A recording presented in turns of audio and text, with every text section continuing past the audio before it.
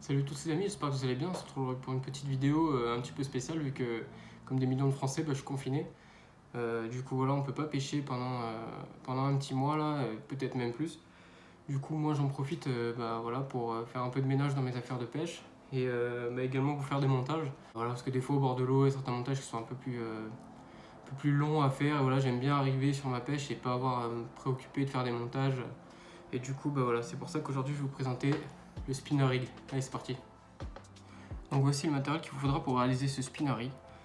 Donc avant tout, voilà, je vais vous dire pourquoi j'utilise ce montage dans 90% de mes pêches. Déjà, moi je pêche quasiment toujours donc avec soit un appât équilibré, soit un appât flottant. Et du coup, en fait, ce montage il est hyper agressif et hyper adapté pour ce genre de pêche. À savoir qu'il pique également avec un appât dense, donc il n'y a aucun souci. C'est pas étudié pour, je vous présenterai un autre montage pour pêcher avec un appât dense. Mais voilà, à savoir que ça pique quand même. Donc en premier lieu, pour réaliser ce montage, il nous faut un hameçon, bien entendu. Donc ici c'est un hameçon type Whitegap X, donc c'est un hameçon très fort de fer, très agressif. Voilà, moi j'utilise ce genre d'hameçon pour ce montage. Ensuite, il vous faut une agrafe de ce type là, agrafe émerillon. Alors j'ai plus le nom en tête exact, mais voilà, vous le reconnaîtrez. Ça se trouve dans tous les magasins où il y a du tackle.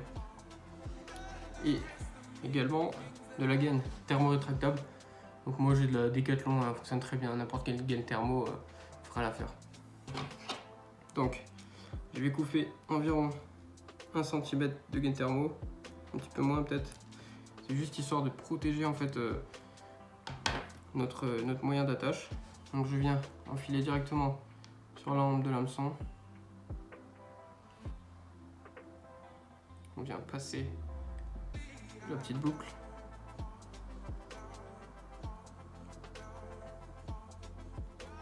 Voilà, comme ceci. Et ensuite, je viens enfiler dans le même sens. Je sais pas si vous verrez bien, dans le même sens que la pointe de l'hameçon. Toujours. Hop, voilà. Ça doit donner ceci. Et ensuite, je viens recouvrir avec ma gaine thermo l'ensemble.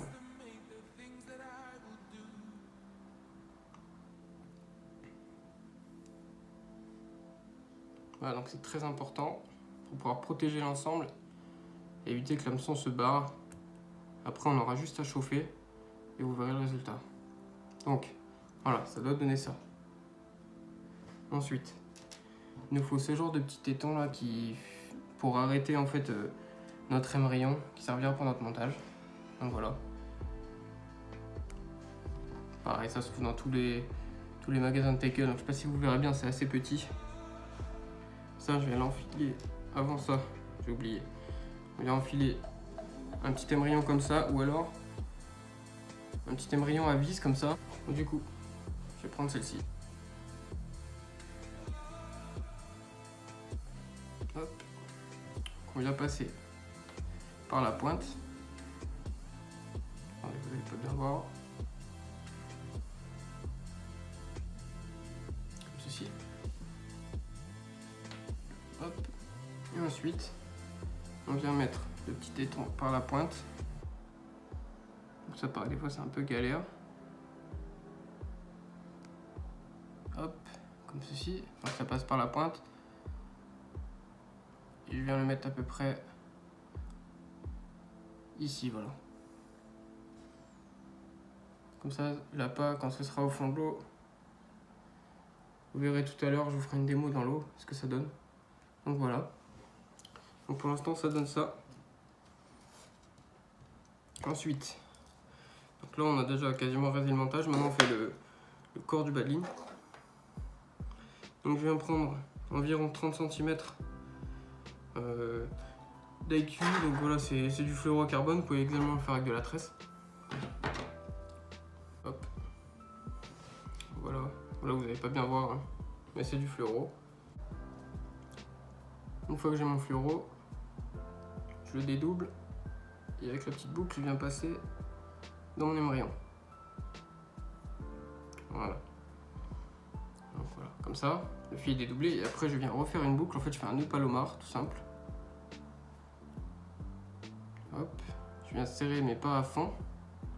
Donc voilà, donc ça doit donner ça pour l'instant.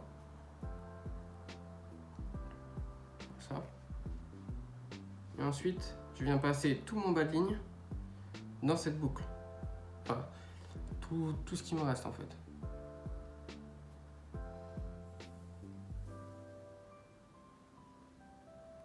Hop, on passe tout.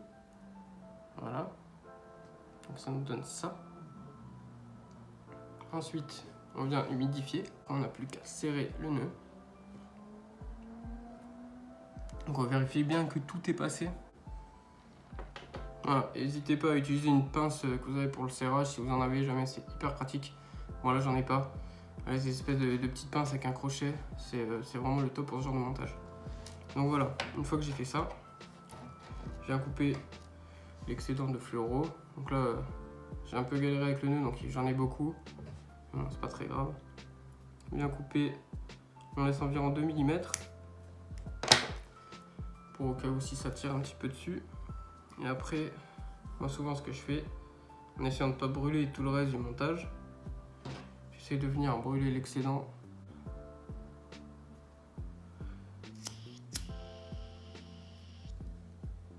Voilà. Donc faites bien attention quand vous venez brûler le tout petit excédent. Donc là ça va servir de faire un arrêtoir en plus, donc c'est super. Et faites bien attention à ne pas brûler le reste du bas de ligne. Ça m'est déjà arrivé plusieurs fois. Donc voilà. Donc après, ça nous donne ça. Donc, on fait une boucle à l'autre bout du bas de ligne.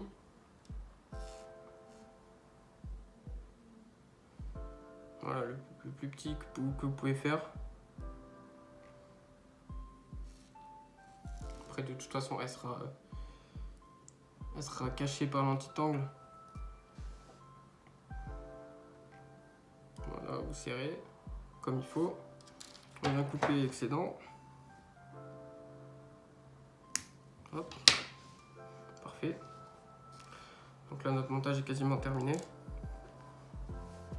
On vient juste rajouter un anti-angle. Donc voilà, ça ressemble à ça. Ça va permettre déjà que le fluoro est assez rigide. Ça va permettre en plus de ça, si vous lancez sans sac soluble, sans faire de dépose en bateau, juste vous lancez du bord, vraiment d'avoir une espèce de rigidité du montage et d'éloigner votre appât de votre plomb, éviter tous les emmêlements. Donc voilà, ça pour moi c'est vraiment indispensable sur un bas de ligne. Donc voilà, on passe l'anti-angle dans une aiguille à bouillette, tout simplement. Des fois c'est un peu galère à les passer parce que c'est très très fin au bout. On passe dans la boucle. Je referme. Hop. Et pour finir mon montage, je vais rajouter ces agrafes rapides qui sont hyper solides. Vous pouvez prendre n'importe quelle marque, voilà, de cette taille là c'est le top. Alors je sais plus exactement c'est quoi comme taille. Mais voilà, vous verrez à peu près en fonction de votre montage et de vos envies, de vos pêches. Et voilà, ça vous permet vraiment de pouvoir changer de bas de ligne très très rapidement. En 30 secondes vous pouvez changer de bas de ligne. Et également, genre quand vous mettez un sac soluble, ça vous permet de pouvoir déclipser votre bas de ligne, mettre votre sac soluble ou votre stick et reclipser votre bas de ligne sur votre corps de ligne. On vient juste passer. On a un côté qui est plus simple à passer. Voilà. Hop, dans la grafe rapide. Et je remonte mon anti-angle sur la grafe rapide. Voilà. Ce qui donne ceci. Voilà. Donc là on a un spinner rig qui pour moi est terminé. Et en fait selon ce que vous allez utiliser comme appât, donc c'est pour ça que j'ai pas mis de plomb à cet endroit ou de pas de plomb tout de suite. Parce que si je pêche avec un montage équilibré, moi je mets pas de plomb ici vu qu'avec le poids de l'hameçon et du montage, ça va être équilibré et il n'y aura pas besoin de petits plombs. Donc moi là, je vais utiliser par exemple une pop-up. Donc je vais mettre un petit plomb. Alors j'utilise pas forcément de pâte plombée parce que je préfère les petits plombs comme ça tout simplement, ça c'est moi. Hein. Donc c'est des plombs à truite, c'est vraiment tout con. Je vais clipser à la hauteur où je veux à peu près que mon bas de ligne soit... que mon appât soit posé du fond. Moi normalement je le mets assez près quand même de l'hameçon, bien que ce soit décollé de quelques centimètres seulement. Voilà. Tac. Et là, mon bas de ligne est quasiment terminé. Il ne me reste plus qu'à chauffer la gaine thermo pour pouvoir consolider le tout. Donc je vais chauffer ça. et je vais vous montrer après. Donc voici à quoi ressemble le spinner rig. Après avoir chauffé la gaine thermo, donc toujours la chauffer avec de l'eau bouillante, voilà, avec de la vapeur, parce que sinon vous risquez de faire cramer votre montage avec un briquet ou avec autre chose. Donc voilà ce que ça donne exactement. Donc on a un montage hyper agressif, hyper piquant. Je vais vous montrer ce que ça donne dans l'eau. J'ai un petit testeur. Donc on va mettre une petite pop-up en 12 mm. Donc c'est un hameçon de 6, donc c'est un bon compromis. Hop, je viens la visser sur la petite vis. Et si vous avez mis un petit émerillon à la place de la petite vis, vous avez juste à prendre du bait floss et à faire comme vous faites avec vos autres montages. Donc voici, ça donne ceci. Je vais essayer de vous montrer là-dedans, on va voir ce que ça donne. Voilà. Normalement, ce sera comme ça au fond de l'eau. Donc voilà les potes, c'est la fin de cette vidéo, j'espère qu'elle vous a plu. Si c'est le cas, n'hésitez pas à liker et à vous abonner. J'espère que j'étais clair dans ce montage, c'est la première fois que je fais ce genre de vidéo, donc voilà. N'hésitez pas à me dire en commentaire ce que je peux améliorer. Si vous voulez d'autres montages, si vous voulez d'autres vidéos, même je voulais faire une vidéo de recettes de bouillettes également. Mettez-moi ça en commentaire et puis voilà, j'espère que je vous aurai aidé et bonne pêche à tous.